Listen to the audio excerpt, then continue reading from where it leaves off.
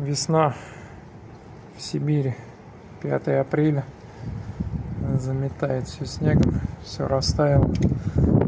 На днях было солнце, казалось, что все уже скоро лето, но нет, зима пока не хочет покидать данную территорию,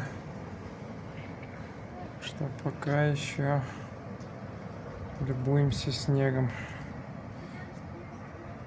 Там вдали Енисей, его даже не видно. Все, снеговидимость 200 метров максимум. Весна. 5 апреля 25 года.